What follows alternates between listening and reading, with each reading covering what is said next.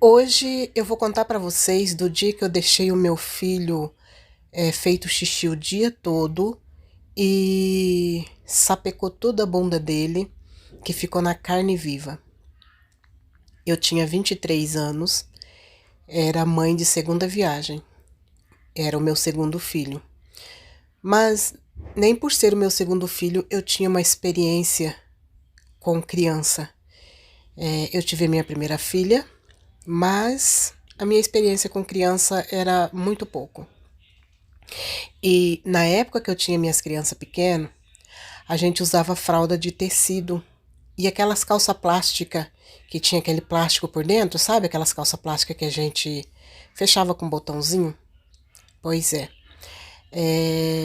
A gente mudou de uma cidade para outra e levamos o dia inteiro. A viagem da mudança foi o dia todo. A gente viajou de ônibus, porque nós não tinha nós não tinha móveis. A gente morava no sítio. E então nós só tinha bucho mesmo de roupas para carregar. Essa era a nossa mudança. E aí eu arrumei o meu filho pela manhã, coloquei as fraldas, e as fraldas eram de tecido. Não sei se alguém aqui vai lembrar que a gente colocava as fraldas e prendia com um alfinete até grandinho. Então eu coloquei a fralda no meu filho, coloquei duas fraldas, prendi com alfinete e por dentro da calça plástica eu coloquei uma outra fralda para segurar bem o xixi. E se caso ele fizesse cocô mole também, a minha intenção era segurar aquilo o dia todo.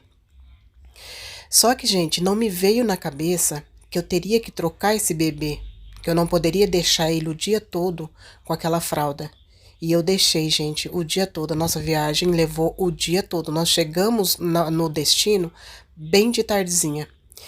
E mais ou menos no meio da viagem, essa criança começou a chorar muito. Ele chorava o tempo todo. Ele tinha mais ou menos uns 3 meses de nascido. E ele chorava o tempo todo.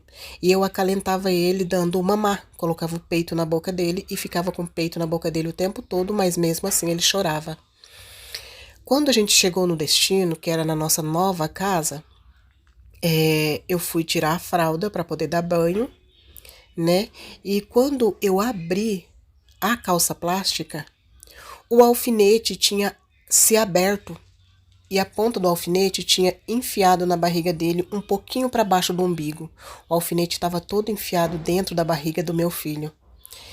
E ele tinha feito tanto xixi, e aquele xixi ficou em contato com a pele dele o dia todo, que queimou a pele dele. Quando eu tirei aquela fralda, tirei aquele alfinete, tirei a fralda, tava o desenho da calça plástica certinho na pele dele e tinha queimado e tava na carne viva.